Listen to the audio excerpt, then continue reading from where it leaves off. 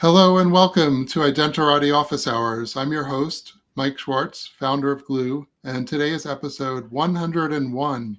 The topic is the future of education and workforce credentials. Quick reminder, if you want to support the live stream, click follow on the LinkedIn company page for Identarati Office Hours. That really helps us. Our guests today are Kerri Lemoie, Director of the Digital Credentials Consortium, and Dmitri Zagidulin, Technical Architect also of the Digital Credential Consortium. Welcome, guys. Hi, welcome. Thank you. Pleasure to be here. Yeah. Let me change the title. Sorry, Dmitri. So why don't we start with a quick round of introductions. Dmitri, how did you actually find yourself in this domain? Sure. So I come from a classic sort of software engineer background. So went to college for it. Did a number of from desktop to server side web development, portals, the whole range. Went into distributed databases, and then in right around 2016, I saw this job posting through a friend at MIT's CSAIL for working for Tim Berners-Lee's The Solid project, which was decentralized personal data stores. And that's kind of when I was like, yes, this is what I'm meant to do. This is amazing. And so I've kind of been in that orbit ever since, in the sense that I started working on authentication, on decentralized storage, decentralized identity, and then that's how I got introduced to W3C and standards bodies, to verifiable credentials, to decentralized identifiers. I started working on some of the specifications that our community uses now. Was working with various companies that make the libraries and applications around this, from low level to high level, and that's how I met Kerri. That's how I met Kim Duffy, who's another leader in our industry, and got pulled into this MIT project. They were at DCC that was doing an open source wallet for verifiable credentials, and I said, "Hey, that's my jam. Let's do it." And that's kind of how I came to here. And then Kerri came on board as the director, and I've been working with her since. Yeah. Cool. Well, let's it's a good segue to Kerri. So Kerri, how did you get here? And we met in 2017. We figured out before the call. But why don't you give the audience sort of your story, how you ended up in this area? Sure. Yeah. So how did I start? Well, I actually started learning how to do web development in like 1998, while I was working as a customer service rep at Amazon. And I picked up Perl. The graveyard shift was very slow. I worked the graveyard shift because it paid $13 an hour, not $10 an hour. And I thought, like, okay, nobody's doing anything. I'm going to learn Perl because honestly, I'm not going to do too much because we have other stuff to talk about, but because we needed a place to talk to each other that wasn't on the mail list, like customer service people who worked on the graveyard shift. We got scolded for using the internal list to talk to each other about what we were reading or music we were listening to. So I was like, I'm going to try to make this bulletin board thing. And eventually I just sort of advanced from there pretty quickly. I ran the customer service intranet, and then I moved into electronics vertical. So it became a web developer and loved it. Was like, wow, this is really fun and great. I can make all sorts of great stuff with this. So fast forward, I worked in e-commerce for quite a few years, travel insurance and some other things. And then I took a break and worked in nonprofits. And I ended up at this after-school program called Providence After School Alliance. And they participated in this competition called the Digital Media and Learning Competition that was about open badges, right? It was the MacArthur Foundation. And we're like, what's this badges thing? We're going to enter this competition. Well, we ended up getting funding, and we built out this whole badging system for high school students. And then there I was in the badging stuff, right? I was doing all the badging stuff. I was helping to build out the original backpack and the original standards. So I did that for quite a long time. Had a startup, had a badging platform. And then I took a break in 2017, and I worked on my PhD in adoption of trustworthy technologies. I was very intrigued about how the internet seemed to break during the 2016 election And it terrified me that I played even like a tiny role in any of that. So I wanted to understand it more and I wanted to learn more. So I did that. But while I was doing that, verifiable credentials was moving along. Like open badges played a pretty big part in development of verifiable credentials. Some of the first use cases were there. So Manu Sporny had been part of open badges. He started doing work at verifiable credentials. So we started talking more in that realm. And then at some point, I don't remember exactly when, probably like 2019, 2020 or so, I started working more on the VC Edu group at W3C, the Verifiable Credentials for Education Task Force that had been launched by the DCC by Kim Hamilton Duffy and Philip Schmidt. Philip Schmidt, by the way, who launched the DCC, also wrote the first white paper for open badges, right? So there's this history there. From there, I got involved a lot. We ended up writing the specification for Open Badges 3.0, which is the one that's aligned with verifiable credentials. And then I started at the DCC a little while after that, first as the technology director and then as the director. So while you're on the hot seat, I wanted to ask you about the history, and I don't think the Identirati audience really knows about about open badges that much, but this was an effort in 2016. A company or an organization called IMS Global took over stewardship of the open badges standard from the Mozilla Foundation, and I guess was looking to enhance that. And I think that's around the time when we met. How does this new effort, how did that evolve, and how does the Digital Credentials Consortium connect to that to that older effort? Yeah, that's a long story. We could almost talk about it for the whole hour. What happened was the funding that MacArthur had to work on open badges, it essentially dried up a bit, right? So they needed somebody to shepherd it.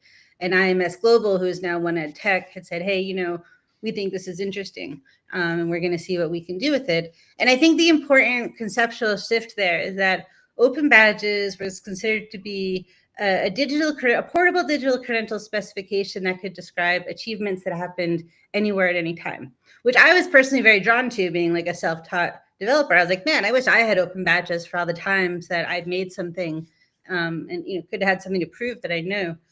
So, and we saw some implementations, and like Salesforce had I forget the name of their site, they had a site where they were issuing badge credentials. There's been a number of them. So it did get some traction. It was a big deal. Like made a lot of big news. MacArthur Foundation was heavily involved, and it was a pretty big deal. And if you look up that time period around like 2012, 2013, you'll see a lot of news articles about it.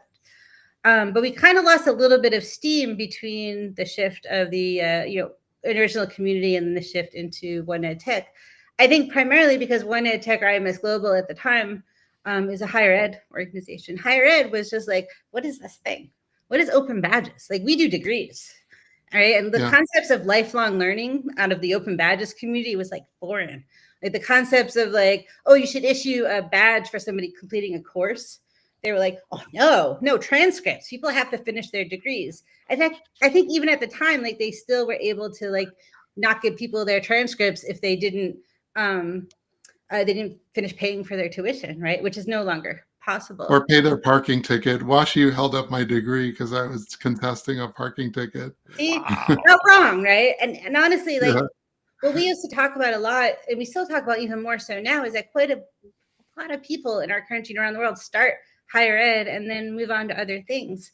And now we talk a lot about how people work and go to school at the same time and learn things. Even more so now we're talking about how people get skills on the job in other ways. And I feel like a lot of this dialogue, even though we're talking about technology and credentials and how these data sets can be used, how they're signed, but all of that stuff below it all is these concepts of being able to recognize that learning is lifelong, right? And that's important and valuable in our lives.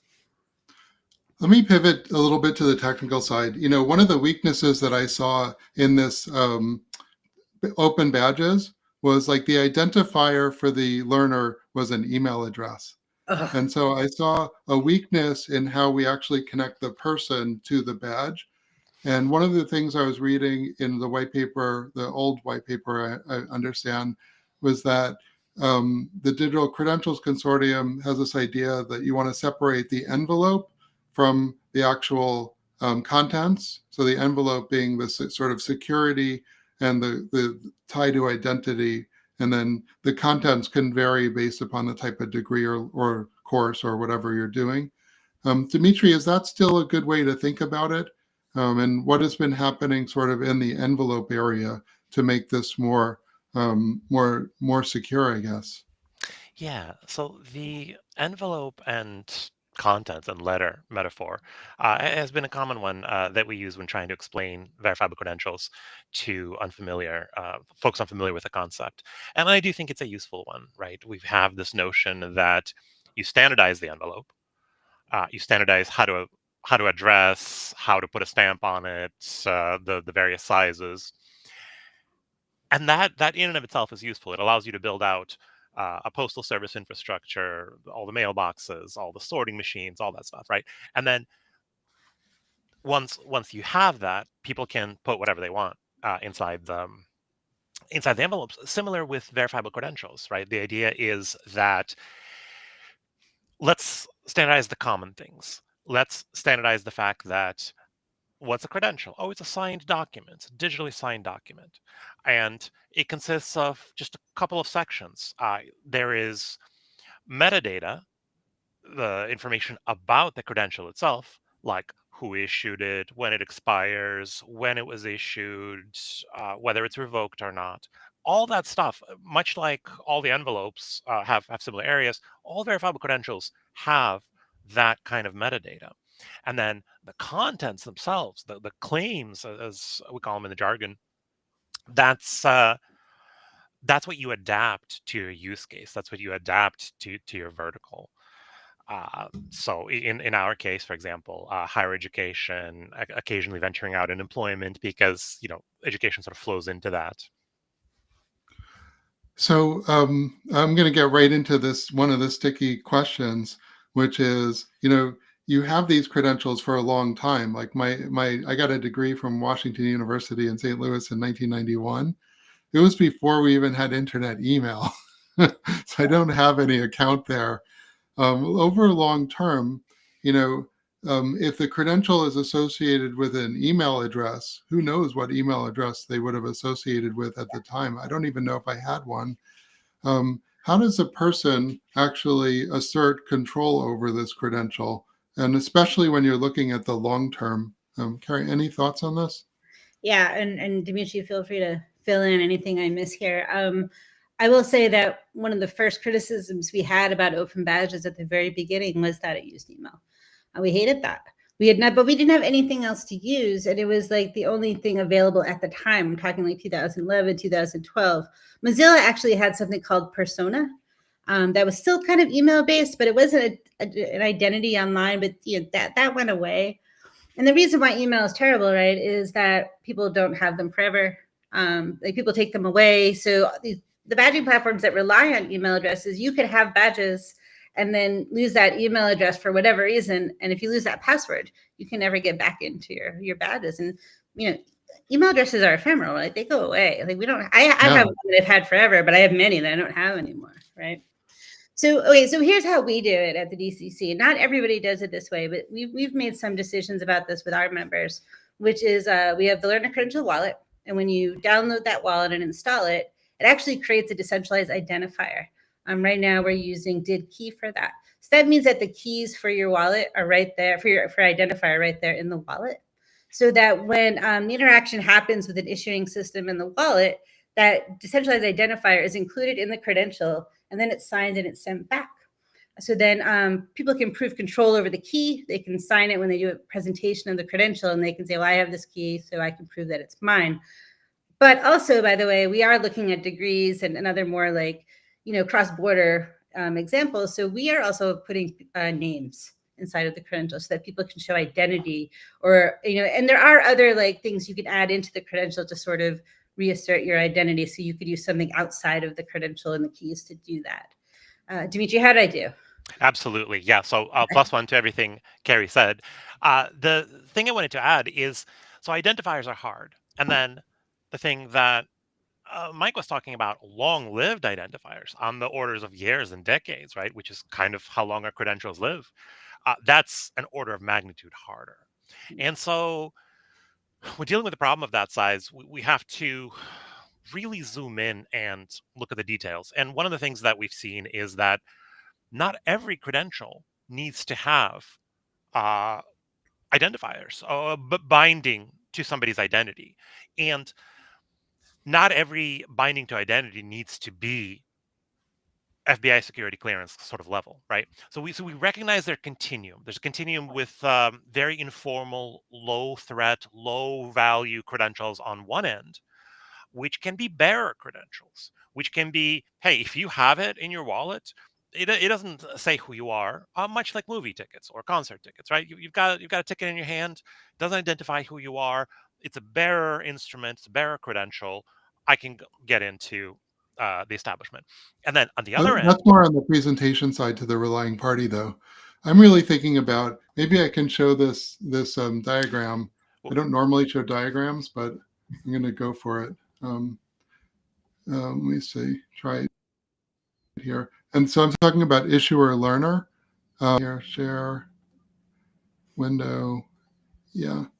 So so this diagram, and you've now told me that this white paper I'm looking at is pretty old, but we'll just use it as a high level.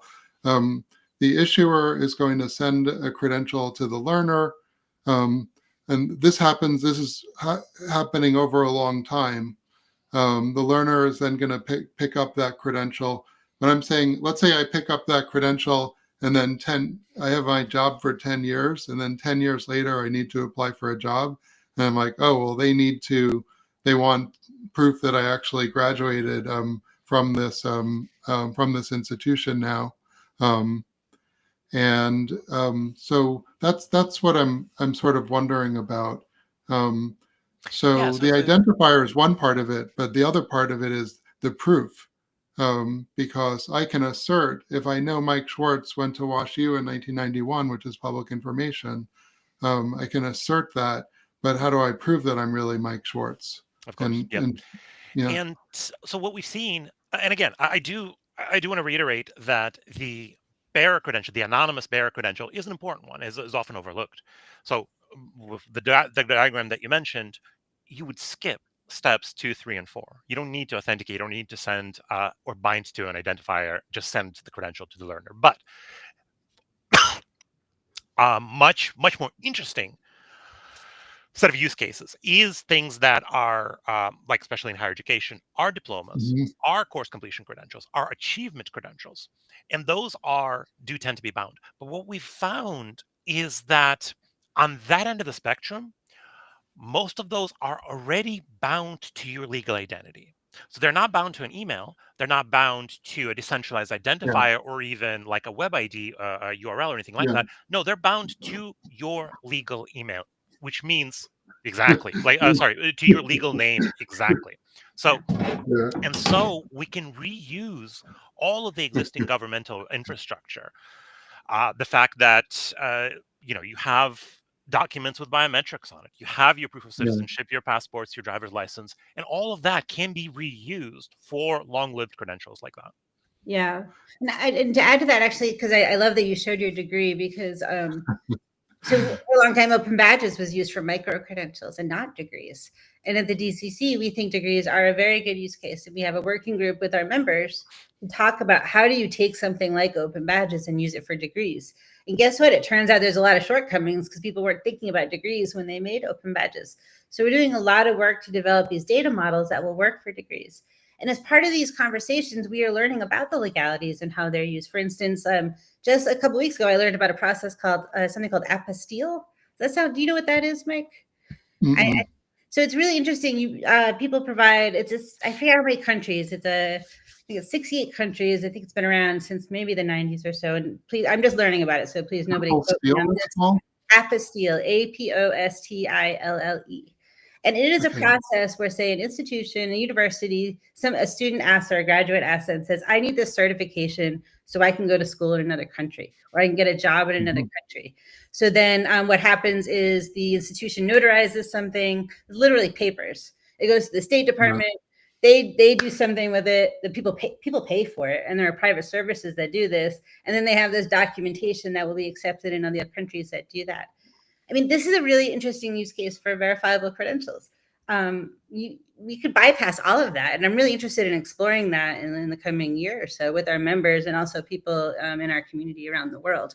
I think this is a great way to explain how verifiable credentials work and use cases for it. One of the I have a lot of verifiable credentials conversations just because of the industry I'm in. And I have this one rule of thumb about the after listening to any verifiable credentials, my first question is, what wallet will this verifiable credential go into? And my second question is how many credentials will go into this wallet, and how many wallets do you expect people to actually have on their phone and maintain? Yeah. And Dmitri, you want to take a stab at that? Sure. I'm going to go after Dmitri. Yeah. So the precise answer is nobody knows yet.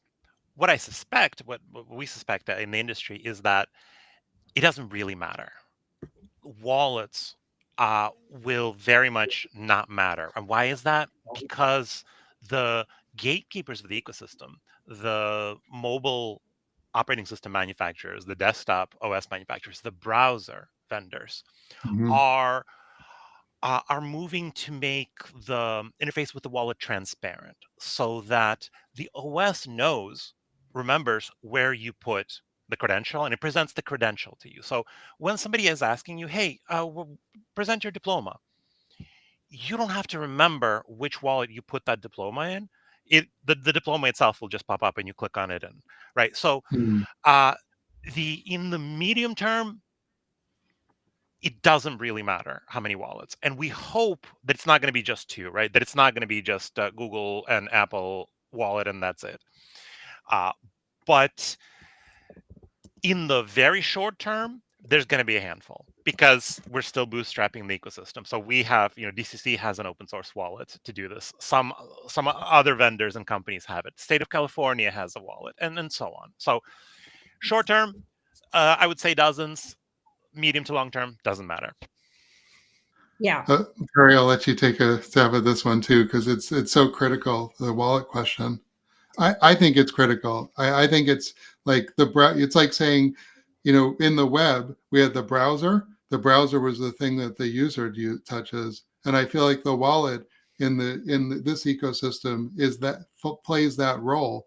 So to say, like, we've defined the web browsers, the web servers out there, and the browser thing will just get figured out. It's a really big hand wave, in my opinion. Well, let's let talk Kerri about take it, and then we'll come back to you, Dmitri. Yeah. Let's talk about web standards for a while, right? They take a little while to get adopted, and verifiable credentials is a web standard. So the way I like to think about it is that verifiable credentials or Open Badges 3.0, which are very close to being verifiable credentials, they can use in the same way. Our web, it's a web standard. It's a data that is provable on the web, right? Intended to be used across the web. And to me, that means that this is a standard that could be applicable in all sorts of settings. And I think the term wallet is where we're at now, not where we'll always be. Like, for instance, we're working with the University of Case Western Reserve on a project who's building an internship matching app. And they're not calling it a wallet. They're using our wallet to build it, but they're calling it an app. And I think that's where we're headed. And when Dmitri talks about finding the credentials, I think that's how it fits in, is that it's like finding documents that are just digitally signed on the web. We're just trying to standardize that and make it as interoperable as possible so they can be used everywhere. And Mike, I had no way to share this, but I shared it with you. You might want to share it. There's a really great paper that just came out from JFF, it's Jobs for the Future, about digital wallets that I think folks may find really helpful. They did a really nice analysis of the state of wallets right now. Because I'm a geek, I have a GitHub wiki page for each episode for the show notes. And so I'll add that to the show notes. It'll be Perfect. glue.co/IOH101, but I'll post that on the LinkedIn episode. Awesome. In case I also want to anyone- say, by the way, I'm happy that we're 101. I think that's a great number. Yes, that's I love it. I love it. Could I jump in and Yes, add please. to what Kerri said? So one plus one to everything Kerri said. The easiest way, and I have to explain what a verified credential wallet is multiple times a day, every day. And the way I tend to explain it is exactly like Kerri said. It's an app. What's a wallet? It's an app that manages keys for you, which means, or that can so manages keys for you, which means it could be any mobile app. But the important thing that I wanted to add is, let's take your analogy to web browsers. It's a very good one, and that's why I say it doesn't really matter. Partly because of the gravitational pull of centralization, meaning anything that becomes useful gets folded into the browser, gets folded into the operating system, right? So think of back in the old days, Mac OS 10. Somebody had a great app idea that was a spotlight search, right? You installed the application, you hit spacebar, whatever, search popped up, and you could search for anything on your desktop. The moment it became popular, Apple's like, yeah, that's a great idea, and folded it into the operating system. And that's it, right? Like then the app doesn't matter. Now the operating systems and the browsers themselves have the search box. So we're seeing the same thing happen with wallets. The moment those become popular, they get folded into the browser, into the operating system. And in that, there's a perfect parallel to the browsers. And that's why the specific wallet doesn't matter. It's going to be folded. Maybe there'll need to be some type of discovery mechanism for your various wallets that you have on your There is device. already. Or There is already. Yes. So that's what the in progress identity credential API is at W3C. Chrome has implemented it. Apple has, as always, mysterious about their plans, but has mentioned that they're implementing it. So that's yeah. already in progress. In fact, we have an episode coming up on this topic. Dr. Daniel Fett will be talking about this on. Let me look up the date. It's going to be sometime in May, May 20th, 9 a.m. So Kerri, let me pivot a little bit. I love this wallet conversation, but we could probably spend a lot more time. I also don't know if there being two wallets is a bad thing. Maybe that's a good thing. I know that people don't like that idea, but I want to pivot to the trust layer a little bit, because whenever we talk about credentials, in order for a relying party to trust a credential, there needs to be some type of trust framework. And so, in your, I saw one of the white paper diagrams talked about there being some type of verification service for credentials.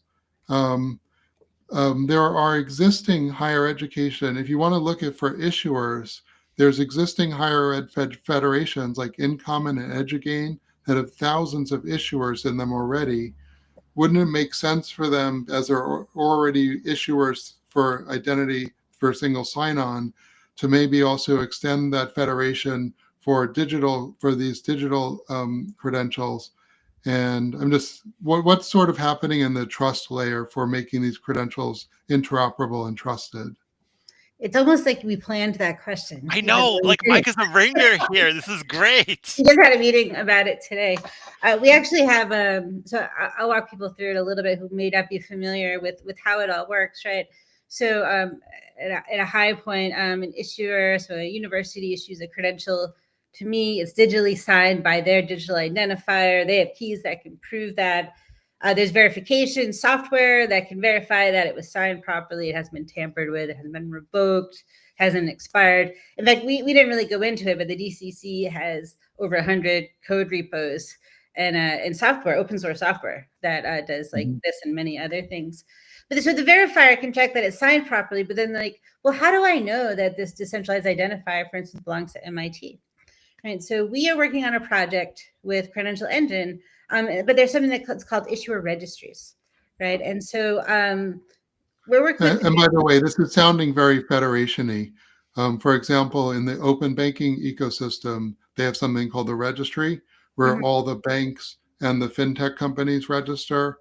Or InCommon itself has a registry, and Edugain has a registry. So as soon as you say registry, I start thinking this is a federation with Well, I was just going participants. to start talking about InCommon because they are working on this with us.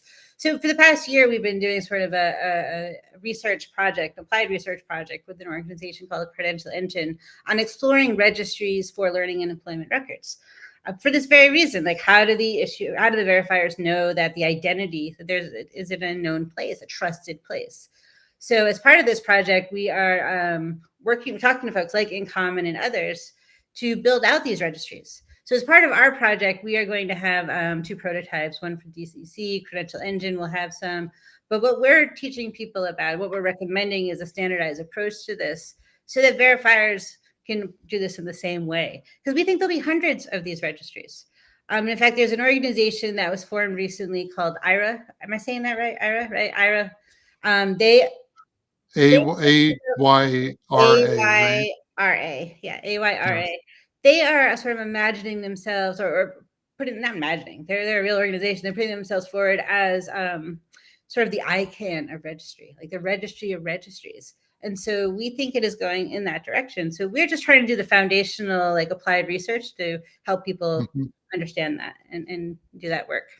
I just shared another link with you about that you can put on our GitHub page. That's right. Okay. Well, so I will add it. Dmitri, any thoughts on this trust layer and trusting the credential? Yeah. So it's interesting that you mentioned somebody like InCommon because they're a perfect example of being able to reuse existing relationships, existing trusted organizations, governments, nonprofits, consortia. So InCommon already runs these registries. What do they run? They run these directories of signing keys mapped to universities that are part of their network, part of their consortium. And so, IDPs and SPs actually yeah, provide their signing keys, right? exactly.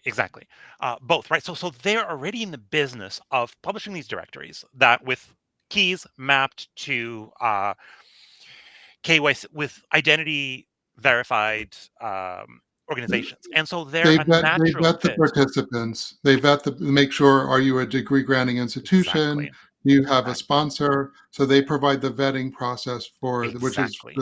they make sure that you've signed the participant agreement, so you agree to protect the data. So they're providing the legal framework that provides some of the economies of scale of trust. Exactly. So Yeah, it they is worth have, noting, sorry, Dimitri, it's worth noting that when you build technology upon existing systems like this, they are considered more trustworthy, right? yeah, Because people already yeah, understand them. Sorry, yeah. go ahead, Yeah. Dimitri.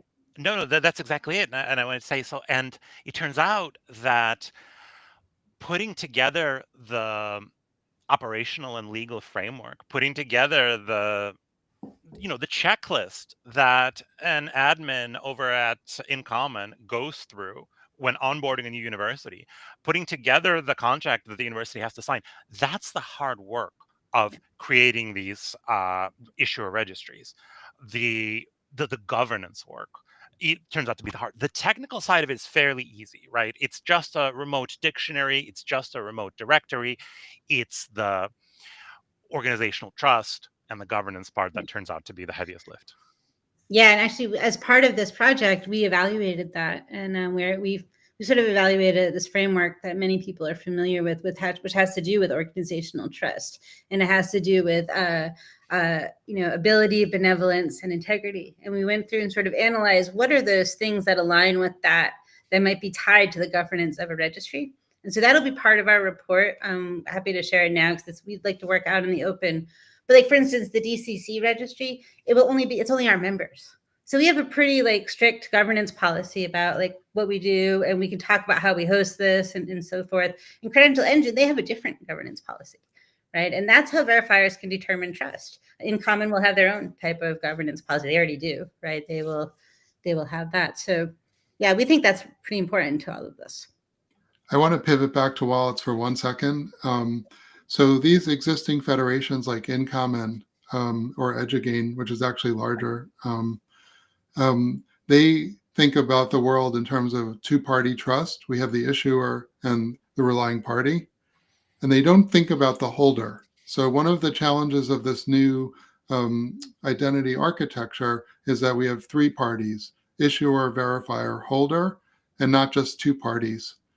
And to give you an example of how important this third party can be because of trust, when the TSA decided to test the presentation of digital driver's licenses, they said we're only going to trust presentation from Apple Wallet because we trust. So that you not as a verifier, the TSA, they have to not only trust the issuer, but they have to trust the chain of custody of transmission of that credential and then subsequent protection of that credential before presentation. And so it's creating a new trust actor in this model that hasn't been dealt with before. And I think that that's going to, as you mentioned, the rules are harder than the tools sometimes. But adding this third party into the trust equation, I think, is trickier than some people might think. I know, Dmitri, thoughts on that? Yeah, absolutely. So I feel that it's a misguided focus. I feel that it's definitely in the interests of big vendors like Apple to propagate, right? It definitely results in a tendency towards vendor lock-in because government does, nobody got fired for buying IBM, Microsoft, Apple, and so on throughout history. So it's much easier for a government or a legal framework to say, oh yeah, sure, oh, Apple Wallet only. I feel it's a fundamental misunderstanding of the trust pillars of the ecosystem because if you think about it, when the driver's license bureau hands you your driver's license, notice what doesn't happen. They don't say, "Hey, Mike, let me see your wallet. I want to make sure there's no holes in it so that the driver's license doesn't pass through it. I want to make sure that it's not transparent, but that it's not made out of transparent material so that somebody can look in and like to take a snapshot of your driver's license." That doesn't happen. Um, because the Thank God trust. for all the kids presenting fake IDs, to buy Exactly, beer. exactly. Yes, and the fake IDs actually. And age verification is another super interesting conversation. I was involved in age verification project before coming to work uh, with DCC, and so we got into that a lot. But back to the wallets. Uh, so we're going to see some governments like European Union, like uh, Department of Homeland Security here in the U.S. Insist on being able to determine provenance of the wallet itself. Essentially, they're Yeah. gonna ask for a verifiable credential issued by the wallet itself. But I personally think that's misguided. It doesn't. It's not even gilding the lily. It's yeah. I think it misses the whole point that the trust comes from solely from the issuer. You know what? But remember that the trust actually comes from so in FIDO world, in passkey world, each authenticator has metadata. Is this a private key that's a shared key, something like an Apple Face ID? Or is this a private key that's, bound to a specific piece of hardware that's non-exportable, right? Like a YubiKey. So each authenticator makes an attestation about sort of its policies. How much can you trust this key? Likewise, wallets will also have to make attestations. So there could be material differences in the quality of the wallet. Now, I actually kind of agree with you because after this whole signal debacle, I think people realize if the phone has a keylogger, it doesnn't matter if signals encrypted. So I mean, I sort of buy into it, but I see a lot of problems about trusting any old wallet.